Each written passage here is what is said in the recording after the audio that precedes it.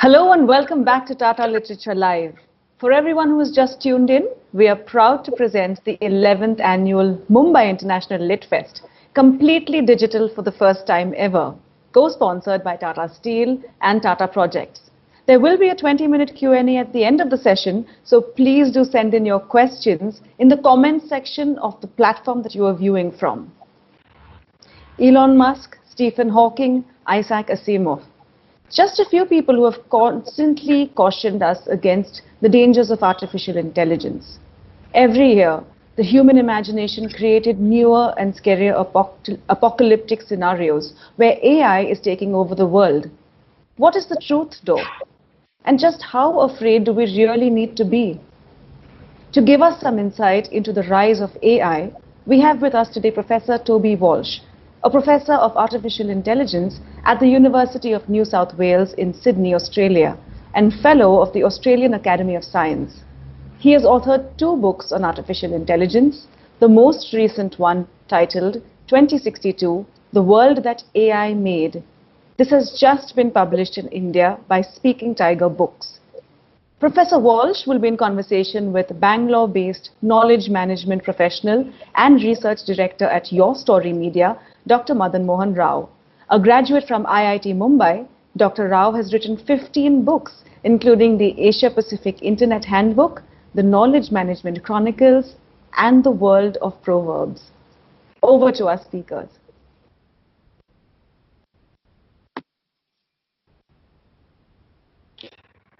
Good afternoon, Mumbai. I'm sad not to be with you in person. I'm speaking to you from my home in Sydney, Australia, and that means I'm not enjoying the wonderful food in India or the wonderful color and energy that I've always been lucky to experience when I'm there. But I wanted to just spend a couple of minutes before we start the conversation and then move to some question and answers by saying a bit about this new book, 2062. But before I begin, we have a very fine tradition here in Australia of acknowledging the traditional owners of the lands upon which we're meeting. And I'm speaking to you from the lands of the Gadigal people of the Eora Nation, the original owners of this lands. Their lands were never ceded, and therefore I would pay my respects to their elders, past, present, and future. So I have to be honest with you, for most of the last 30 years, very few people have cared about what I do. And that's because I've spent the last 30 or more years trying to build artificial intelligence, trying to make machines smarter and smarter. And for most of those 30 years, building AI, building machines that do tasks that require us humans to think, seemed so remote, so distant, so much science fiction. You heard little about it other than in futuristic movies. But now you really can't open a newspaper without reading multiple stories about how AI is starting to succeed and take over some new task in our lives.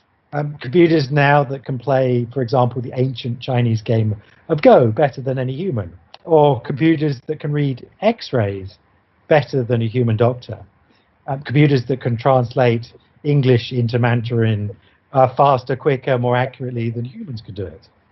So, not surprisingly then, many people are starting to worry about how such machines might impact upon our lives. Now, you don't have to worry. The machines aren't going to take over anytime soon.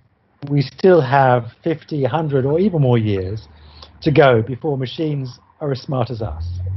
And actually, that explains the title of my new book, 2062. I surveyed 300 other researchers in AI around the world, and 2062 was the year when the majority predicted machines might be as smart as us.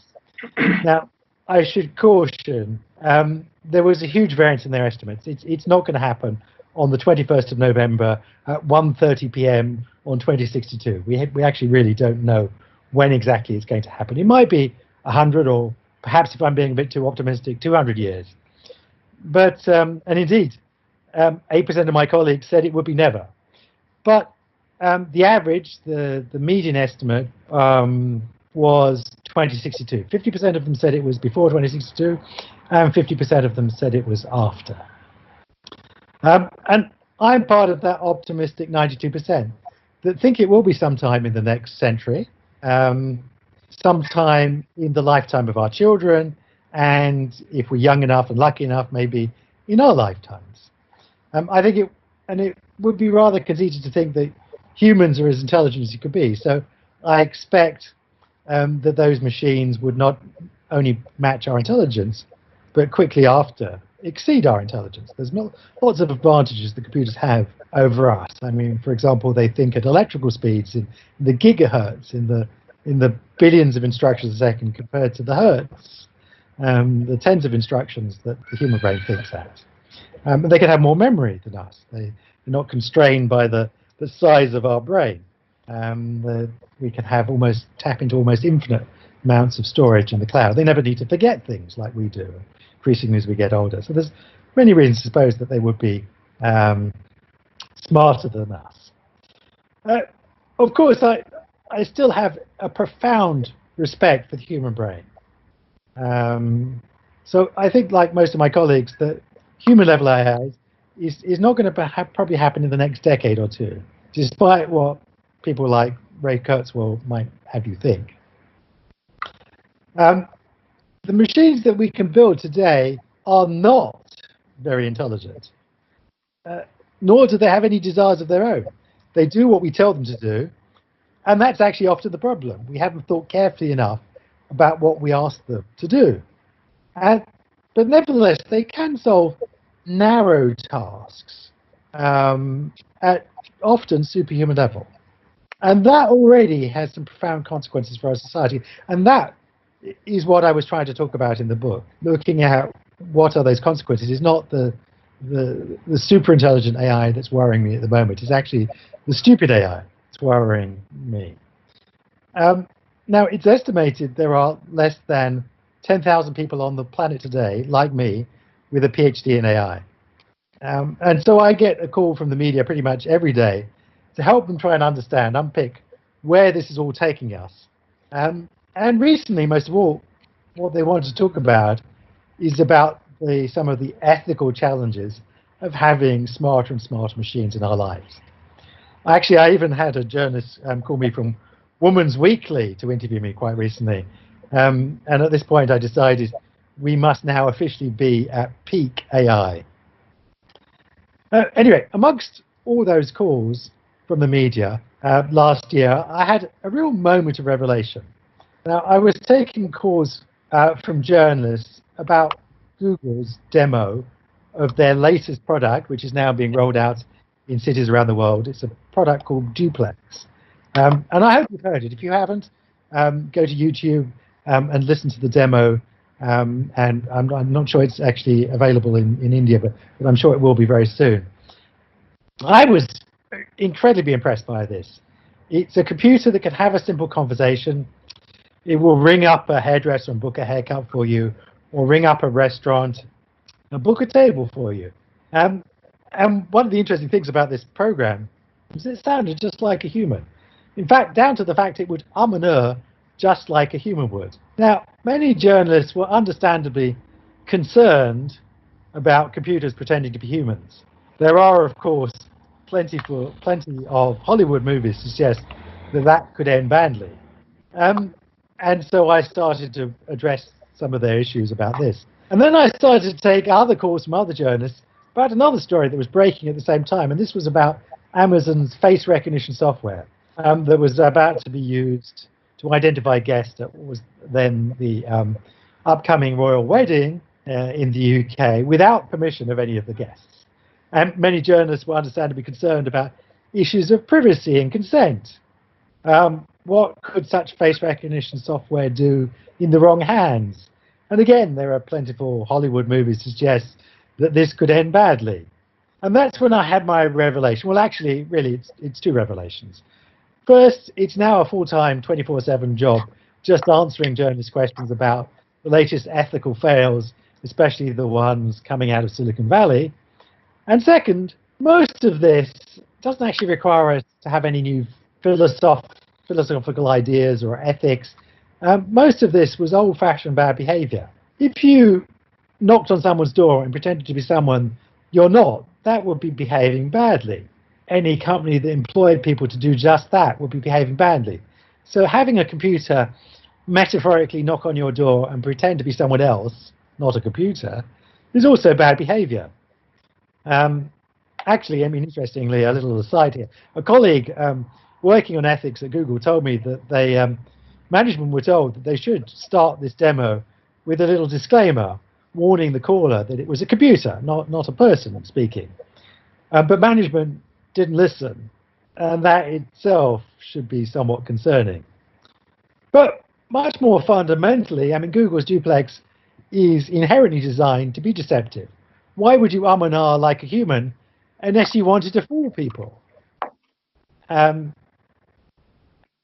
as a second example, labeling people of color as gorillas is deeply offensive. And unfortunately, Google's photos did exactly this a couple of years back. We don't need any new ethics to understand this. And as a final example, I want to take Facebook and Cambridge Analytica. I don't think any conversation around these topics couldn't mention the train wreck of a story that unfolded in the United States and the United Kingdom around elections and the misuse of social media. Now, not much of the media's attention, most of the media's attention has been on privacy, issues around privacy, and of course people should be rightly concerned about issues of privacy, but not much of the media's attention, in fact almost none of it, has been on how Facebook actually assisted Cambridge Analytica to steal that private information. And of course, stealing private information is of course bad behavior, we should be upset about it. But there's another side to the story which I think deserves telling, less discussed, which is what happened with that stolen information. It was then used to manipulate how people vote, to micro-target people's voters. And in fact, Facebook had 2 dedicated employees working full-time in the Cambridge Analytica offices in Tucson, Arizona, helping Cambridge Analytica buy adverts to manipulate the votes. Cambridge Analytica, in fact, was one of Facebook's best customers during the elections, the midterm elections at the time. So it's hard to understand then why Facebook's executives sounded so surprised when they testified before Congress about what happened. They were a very active player, a very active participant in manipulating the vote. And of course, manipulating voters has been bad behavior for thousands of years, ever since the ancient Greeks, ever since we started democratic votes. You don't need any new ethics to decide that. So technology can let us behave badly faster, cheaper, and easier. But most of it's just actually good old-fashioned bad behavior. But there is actually one really important aspect of AI that does require new ethics, and that's autonomy. The fact that we're starting to give machines the ability to act on their own, independently of us, largely independently of us. And that has profound consequences about issues such as accountability. And you see this in the discussion, for example, around autonomous cars, driverless cars. So if a driverless car is barreling along the road and has to, turns a corner and has to make a life or death decision, someone steps into the road, does it drive into the person who stepped into the road, or does it drive into a brick wall, maybe killing the occupants of the car? Who does it kill? What does it do? So these are profoundly new questions. We haven't had to worry about machines making such life or death decisions. And we also see this in the other discussion around autonomy, one that greatly concerns me, one that I've spoken at the United Nations, in fact, about, and that's the discussion around autonomous weapons. And I've become very passionate about warning about the risks where we may need to regulate to ensure the world doesn't go down a dangerous path and end up in a very undesirable place. Who is responsible if an autonomous drone kills a civilian instead of a combatant? Is it the programmer? Is it the manufacturer? Is it the person who turned it on? Is it the user, the military? They might complain that the enemy spoofed it, so the drone's machine learning software was confused by the camouflage disguises. Is it the programmer? They might complain that it was the user who trained the drone on some bad data. There are really challenging, difficult philosophical questions, and we don't have good answers. But let me make it clear, we do know one thing. The machine can't be held accountable. We cannot, and I believe we will not ever be able to build moral machines. There are lots of legal, ethical, and technological reasons why we can't and won't be able to build moral machines. Let me start with the technical reasons. Our morality is a complex product of our nature and our nurture. All of us have somewhat different moralities. My twin brother has somewhat different moralities to mine. Morality needs to deal with the messy and chaotic world in which we find ourselves. So we're decades away from being able to build code that could hope to do anything like this. But there are perhaps more profound ethical challenges.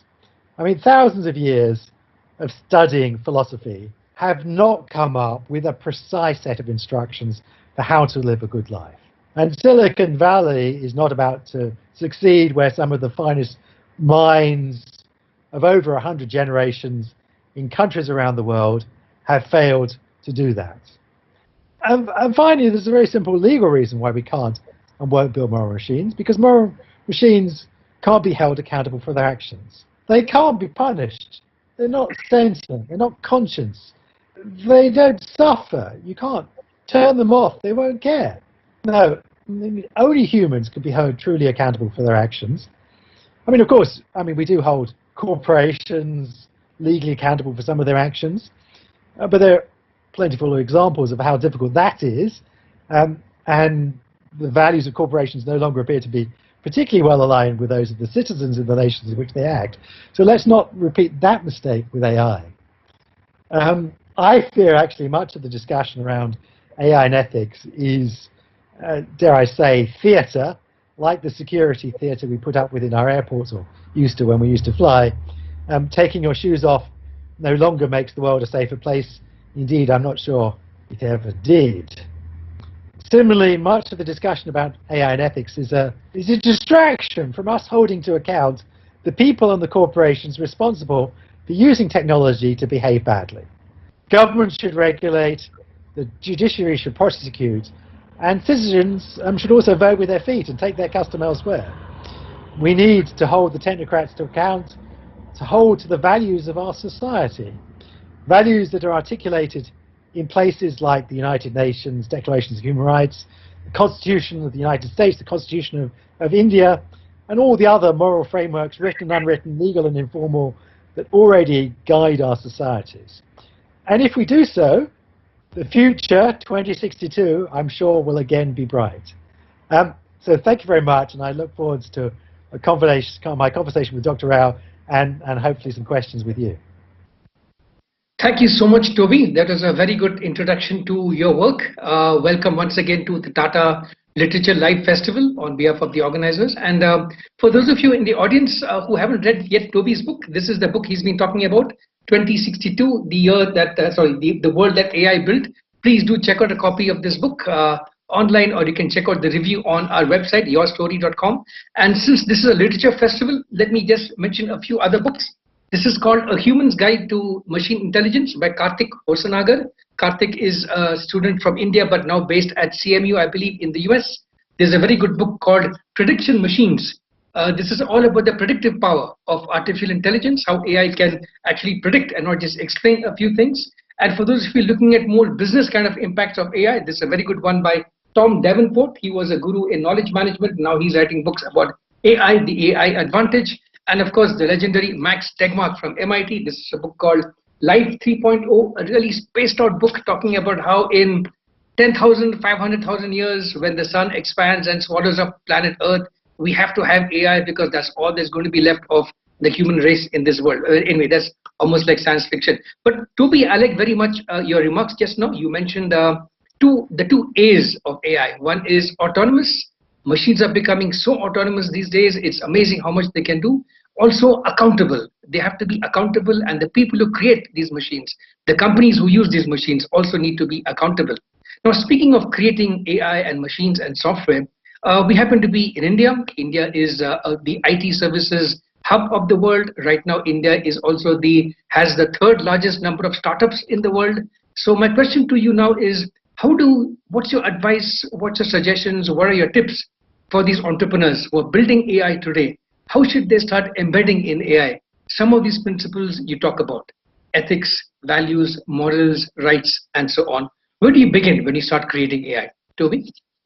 That's a fantastic question, and I think it's really important. I mean, if you wound back the clock a dozen years, I mean, as I said, I spent my whole professional life working in AI, and 10 years ago we didn't worry about these questions. The cutting edge, what we could do was still in the laboratory, was so far from impacting upon people's lives that you didn't have to ask these sorts of questions.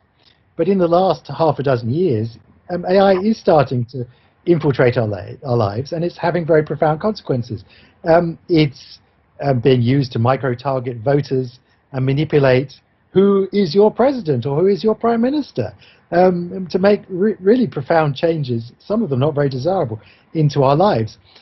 So, I mean, the great thing is that you ask these questions, that we start thinking about these consequences, think about the unexpected side effects of what you're doing, about what is, and it's good to see many companies, setting out their ethical principles, setting out the principles, and there's lots of evidence that it is the moral leadership of the companies, the people at the top of the company, that set the standards, that guide the people within an organization and guide the products and the AI that they build. And so it's by showing that fine leadership, that showing the values that you respect, having a healthy, if you want to be a long-lasting business, this is important, having a healthy respect. Why is it that many of us dislike Facebook, but many of us like a company like Google or Apple? Well, in the case of Google or Apple, we feel we're getting a fair return. We're getting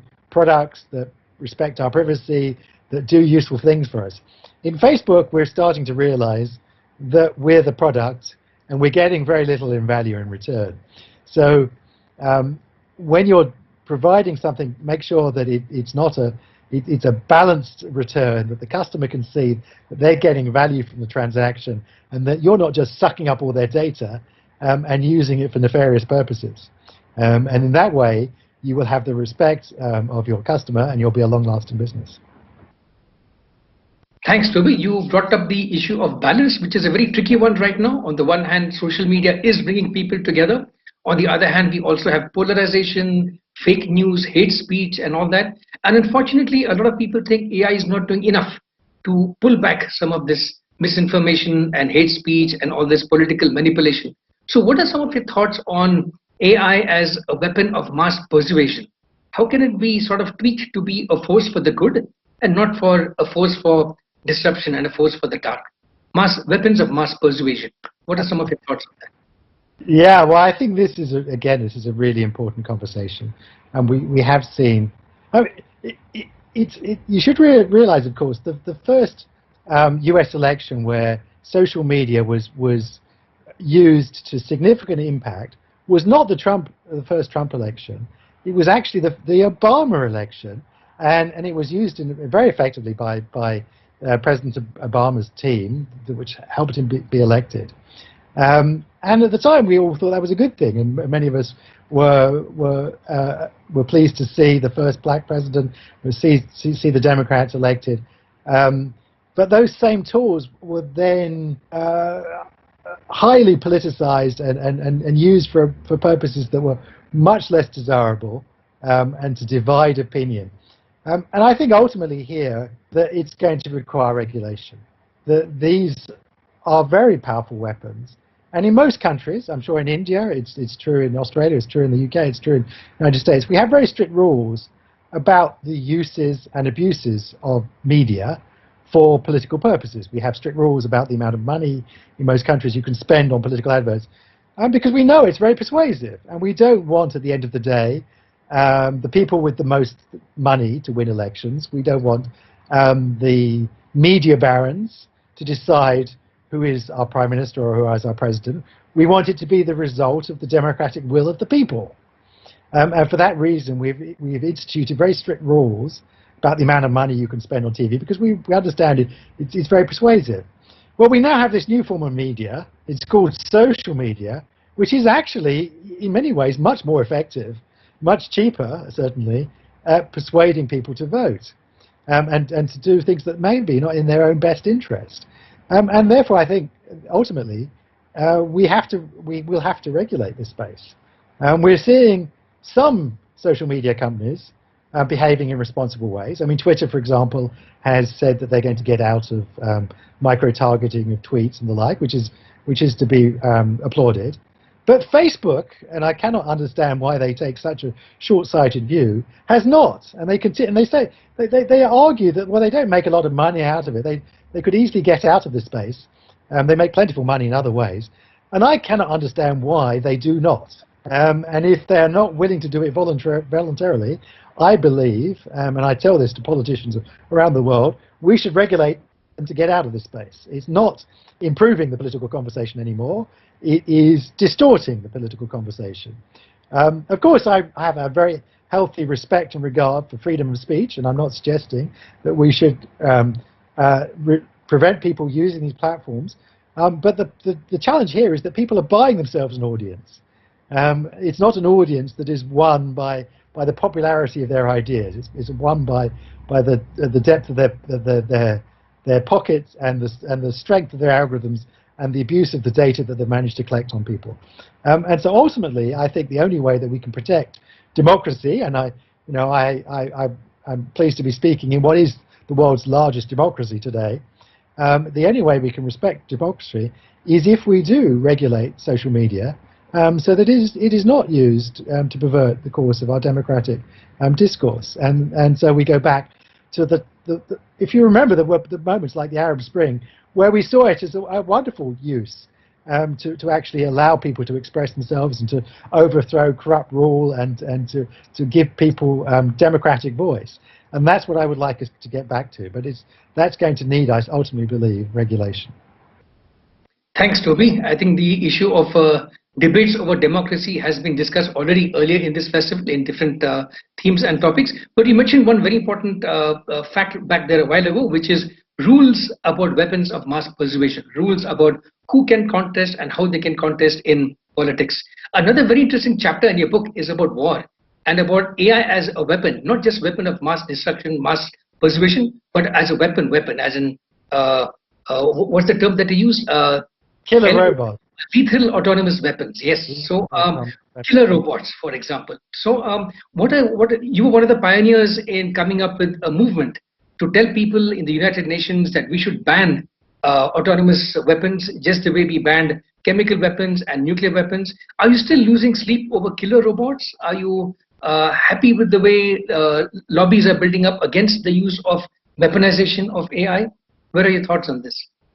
Yeah, this is, again, a really important topic, and I'm afraid to say I'm still losing sleep over this. I mean, I never intended to become an activist in this space, but I do find myself as an accidental activist, and as I hinted at the start, I have actually gone to the United Nations now half a dozen times to speak on this topic, to warn about the consequences. And it's not just myself that's warned about it. Thousands of my colleagues have joined, signed open letters, written to the United Nations to warn about the consequences.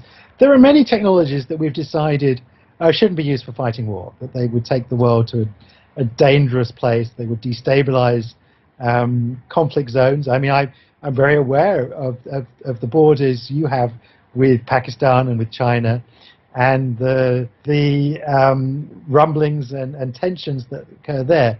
And these sorts of weapons, which I'm sad to say China is now starting to deploy and starting to sell to their military allies, like Pakistan, these sorts of weapons are going to cause a huge amount of destabilization of the world, are going to fall into the hands of terrorists. They're going to be used against civilian populations. And they're going to take us to a very dark place. I mean, we shouldn't hand over the decision as to who lives and who dies to a machine. A machine, as I was talking about earlier, doesn't not a moral being. It can't be held accountable for its actions.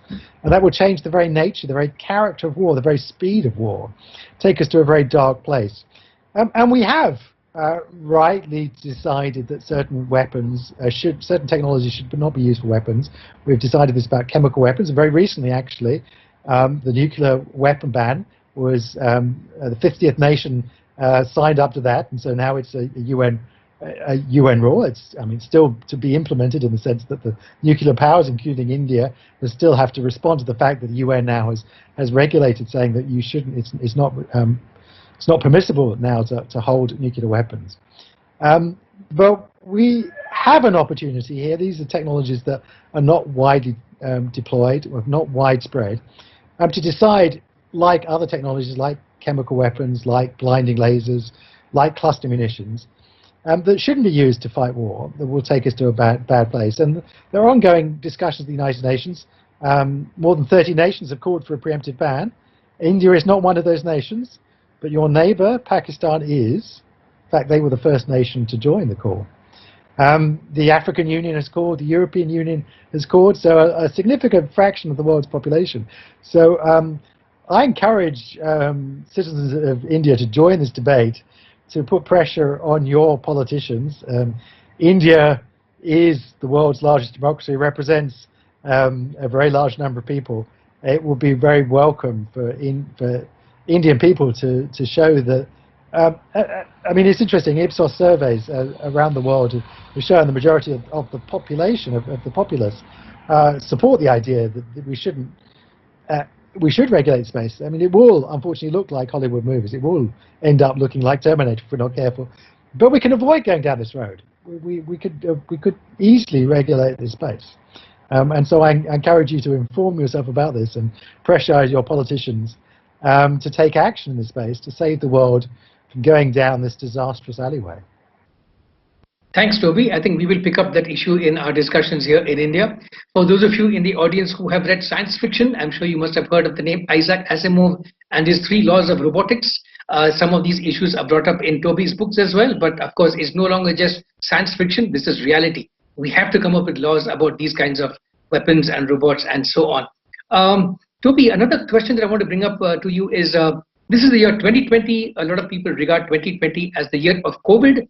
What do you think AI has done to help humanity in this fight against COVID? What are some of the contributions AI has made, and what are some of the limitations of AI in dealing with a sudden exploding crisis like the pandemic? Toby? Well, I'll start with the limitations. I mean, the problem with a pandemic like this is that it's a completely new experience. I mean, we have no data. You know, the last time we had a pandemic was the Spanish flu 100 years ago. So we really don't have much data. And so to begin with, AI was very limited because we didn't actually have any data for the AI to work on. But very quickly, actually, it was remarkable how quickly AI scientists started to pick up these. And in the whole life cycle, whether that be in the diagnosis, there were Chinese AI researchers who built some computer vision algorithms that can look at X-rays quicker, cheaper, and more accurately than humans, and identify the distinctive scarring that COVID is unfortunately making on people who have fallen to the virus. Through to studying the data about therapies to come up with new therapies and to identify which the treatments and provide tools to give to doctors to recommend the best treatment, to identify the patients most at risk of ending up in an ICU, through to possible drugs that could be used to help treat people, discovering new drugs. So AI is being used to sift through vast chemical databases to work out potential candidates through that. Finally, through to the possibility of a vaccine. And AI has been helping scientists invent new molecules that might be potential vaccine candidates. So there's plentiful evidence of AI starting to be used, and I'm sure the next time we have such an outbreak, there will be lots and lots of tools. But actually, I think the most interesting aspect of the pandemic is not the technical aspect, but the really important aspect, which is that we're discovering that that many things in our society are up for grabs. That we're seeing profound changes in the way that we run our world, in the way that in many countries, they're giving people money to stay at home, to shelter at home, to protect the weak. We're seeing some quite interesting policies being put in place in many countries, and very interesting debates around things like universal basic income, around about the way we run our society. And we're realizing that we actually do have a lot of choice. And so actually I think one of the most interesting things that come out of COVID is the idea that our modern capitalist societies, that there may be a more caring capitalist society out there that we could transition to, and that AI is going to be part of that in terms of building that future. That if we come out of the pandemic and we rebuild the world as it was in the past with all of the inequalities that it had, then I will be profoundly disappointed for a society, for our humanity, because I see lots of bright hope of people realizing that we can reinvent society in ways that's more caring and more inclusive, both within our countries but across countries. And so, for example, we see this with the decisions being used to try and make vaccines available, not just to wealthy societies like the one I'm lucky enough to live in, but to make them available to all people, and to make sure that it's the whole world. Because frankly, it's in our own interest. I mean, it's worth pointing out, this is not just altruism. The world doesn't go back to normal until everyone has got rid of COVID. So it's in the wealthy countries' interest to make sure that the poor countries as well have access to the vaccines. So I'm really heartened to see the way that we're thinking about our societies in new ways, because we need to do that. I mean, that's one of the conclusions of my book, is that it's about making good choices, reinventing our society, reinventing the way that we run the future of our world, to make sure that all of us benefit from technologies like AI. Thanks, Toby. I think many in the audience would agree with your concern that the new normal should not be the new abnormal, or it should not be again back to the old normal. We should go to a better normal if possible. So Toby, you've raised a lot of very interesting issues. I'm sure our audience would love to know, how do we get more information about these organizations who are working in this space? Who's working in AI and ethics? Who's working on AI and weapons laws, those kinds of things? Can you name some organizations, maybe some websites that people can look up to for further information? Some that you're involved with, some that you know of? Sure. So, I mean, if you're interested in this debate around lethal autonomous weapons, killer robots, then the place to go is the Campaign to Stop Killer Robots. There's plentiful explanations there and fact sheets you can download. They're an NGO that is an umbrella organization that brings together about 100 organizations like Human Rights Watch, and PACS and various other organizations, the Red Cross, that have been campaigning on this issue. For the more general discussion around AI and ethics, there are organizations like AI Now, the Future of Life, the Future of Humanity. There's a plethora, actually. I mean, it's interesting. Lots of organizations coming along. I'd encourage you to read my book, of course, and to look out next year for my new book, which is all about AI and ethics. Oh, fantastic. We look forward to that book. So tell us a bit more about AI and ethics. Is AI and ethics really an old silicon snake oil kind of thing? Has it been around before? What are some very new ethical considerations that AI has been bringing up? We've heard about the Luddites, about a century or so back ago. There were some ethical and legal issues around technology and labor. Now we're seeing some new kinds of twists, perhaps, to ethics. What is new about ethics in the AI context today, Toby? Well, I think many of the questions are old, but the new thing here is that we're programming computers to do these things instead of getting humans to do them. So when we had humans do them, you could rely on people's moral compass and morality to make the right decisions, and then if they didn't, you could hold them accountable, and you could even lock them up in jail if they did something that was completely irresponsible.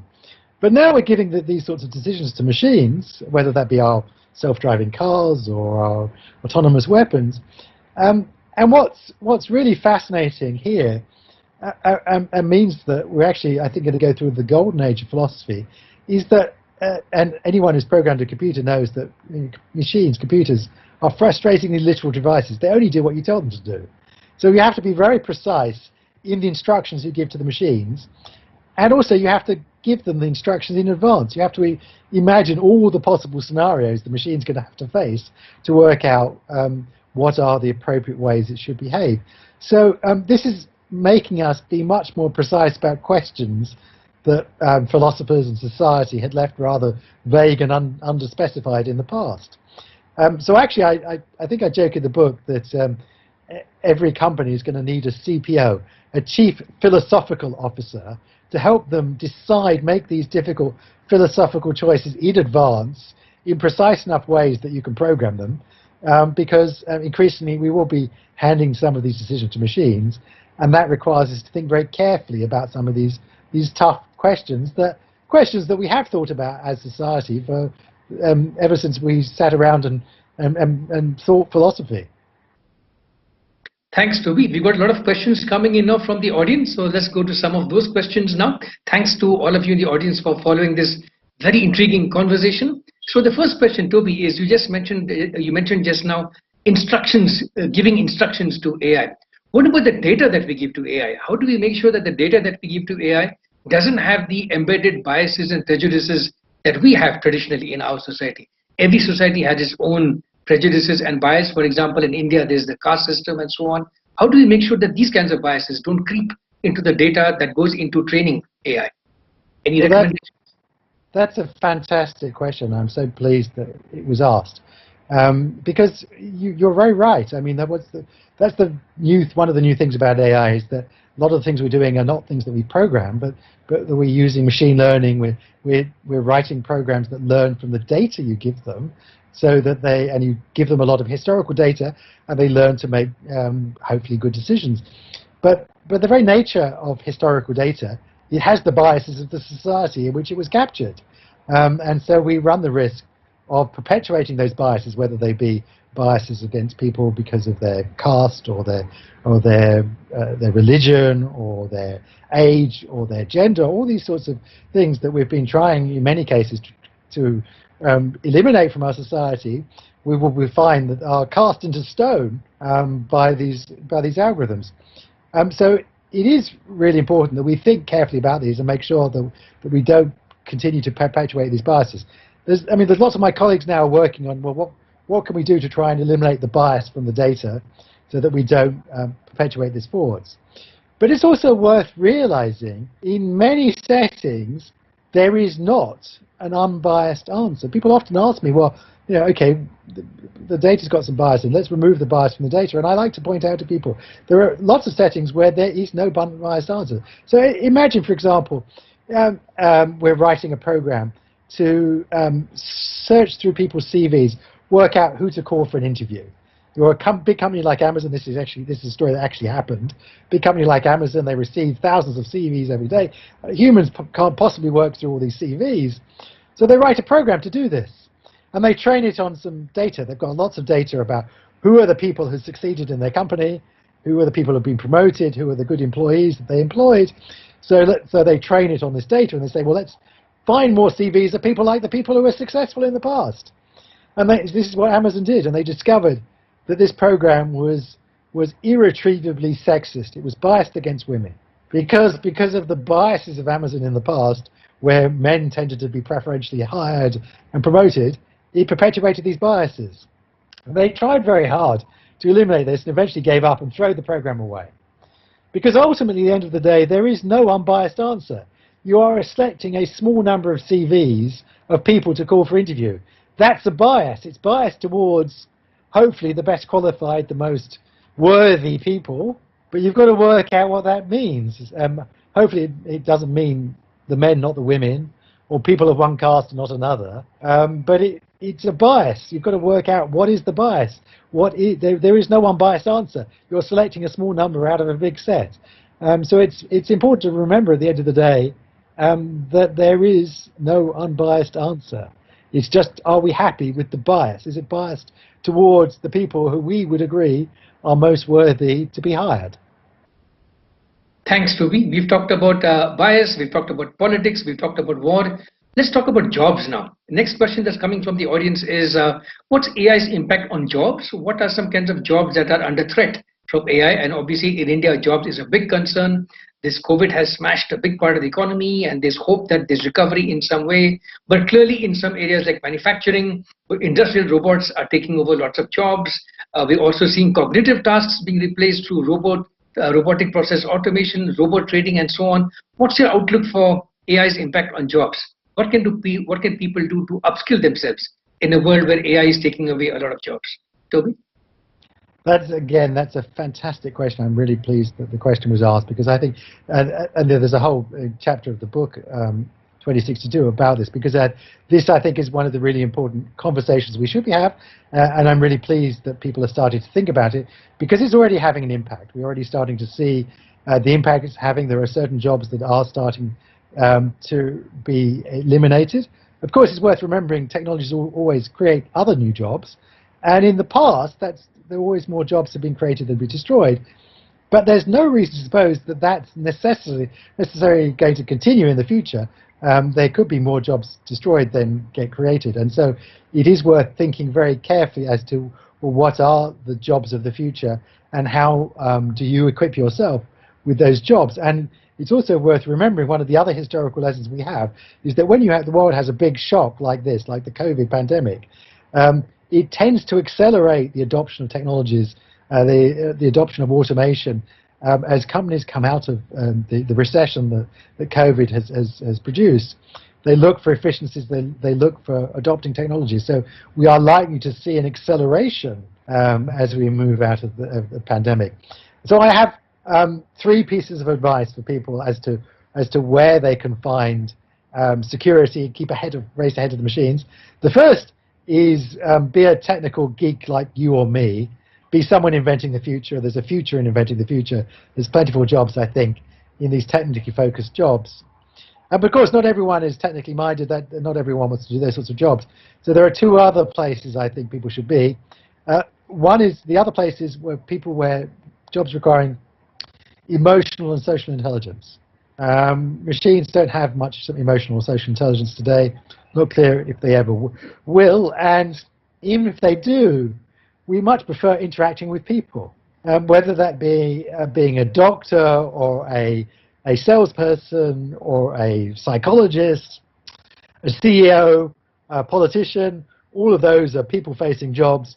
We're not going to have machines do those jobs anytime soon. So be in a people-facing place. And the third place, again, speaks to the limitations of machines, is for the artistic and the artisan. Machines are not very creative today. There is a field of AI, computational creativity, where we try and make machines to be more creative. But even if we could make machines be creative, we're not going to care. They don't speak to love and loss and mortality, all the things that are human. And we're going to value increasingly things that are made by the human hand. And we already see this in hipster culture. We already see people paying more and more money for works of art and artisan breads and homemade products. And so there's going to be, and if we believe economists, those by their very nature will be scarce and more valuable. Thanks, Toby. I'm glad you mentioned the word creative and arts in there. I want to just slip in a quick question over here, which is, when do you think in the next literature festival, there will be a robot reading a play or a computer program presenting a poem or a novel? When do you think that will happen? So we can write a program today that writes a rather bad novel or some not very good poetry. And I think it's still quite a way away, decades away, perhaps, before we actually get them to match humans. But as I hinted at earlier, maybe they're going to start writing airport blockbuster novels because they're written to a bit of a formula. But we're not going to have another Shakespeare. Shakespeare speaks to human experiences. He speaks to falling in love. He speaks to dying and losing loved ones. Those are things only humans experience. Machines are never going to experience those things. Machines are uniquely disadvantaged because we can understand emotions because we have our own emotions. We can understand falling in love because we fall in love ourselves. Machines will never do those things, and so they're always going to be really challenged at understanding these things. And even if we can get them to fake it, it's not going to mean so much to us. It means more to me that I'm speaking to you because I know, despite the fact that we live in different countries, that we share so much together. We share the experience of being locked down in this pandemic. We've shared the experience of all those life experiences of falling in love and losing loved ones and so on. All those are common things that bind us together as humans. And so actually I think our technological future is inherently built into our humanity. That will become the most important thing to us. As the machines take more of the sweat, we get more time to be more human. That's good news for the organizers of this festival and many other lit fests around the world, that robots aren't going to take over the speaker lounges in these festivals. We have just about another 10 minutes or so left, Toby. So there's a very good question that's coming from the audience now, which is, what can humans learn from AI? What is it that AI can teach us human beings about becoming better people? What else can AI teach us? That's a wonderful question. I really do like that question. I think AI will help us understand how to be better humans. They will amplify the differences between us and machines. They will make us appreciate more our human values, our human society, our relationships with each other. They will hopefully give us the most valuable gift. The most valuable gift that machines can give us is our time. The one thing you can't buy on this planet, even if you're the world's wealthiest billionaire, if you're Jeff Bezos or Bill Gates or anything else, you don't get to buy any more time. We all live 3 score years and 10. So if the machines can take over some of the sweat and give us more time, that's the most valuable gift that they can give us, that we can spend more time in our communities, with our families, with the people that we love. And that's a wonderful gift, that we can spend more time in our communities, making art, attending literary festivals, reading the greatest writers around the world, writing, perhaps even taking up writing ourselves. Those are wonderful gifts, because if you think about it at the end of the day, I always like to joke, the only truly obscene 4-letter word is work. And so if machines could do some of the work and give us more time to enjoy with our families, no one at the end of their life sits on their deathbed and says, you know what, I should have spent more time in the office, or I should have spent more time in the factory. We all think we should have spent more time with the people we love. And so I hope AI will give us that opportunity. Because technology has always done that in the past. Technology has given us more time. People forget, as an example, the weekend. Most of us, many of us get to a day or two of rest at the weekend. That was a product of the Industrial Revolution. Workers in the northeast of England demanded that the benefits of increased production be shared with them, and that they get Sunday off to go to church, and then they get Saturday afternoon off. And that was a wonderful trend that has spread around many parts of the world. And of course, I'm painfully aware that that's not true in all parts of Indian society yet. But I hope that those benefits will filter down to more and more people, so that we can get more and more time to spend doing the important things for us humans, and the machines can take over more of what I say, the 4 Ds: the dirty, the dull, the difficult, and the dangerous. That's a good one. Thanks, Toby. That's a very nice optimistic spin on things. Unfortunately, we have a lot of skew in this world of technology. Your book talks about the rise of the big tech firms and how they are concentrating the power of AI, and they need to be held accountable. So what can the people do? The people who have ethics and moral and rights on their side, what can they do to hold big tech accountable? What can the people do to hold government accountable to make sure that AI is not abused? Well, there's 2 really important things that you can do. People forget that we do have voice, and we should use that. And you have voice in 2 particular ways. All of us have a voice. One is that we get to vote. And so please next time you get invited to the ballot box, do vote, and do vote wisely. Think carefully about who you're voting for. They represent your best interests. And the second thing is we get to vote with our pocket, with our wallet. And so if corporations behave in ways that are we find challenging or not acceptable, then we should walk away. A couple of years ago, I logged out of Facebook, and I'm not planning on logging back in ever again, because I found their behaviors unacceptable, and I wish more people would follow my cue.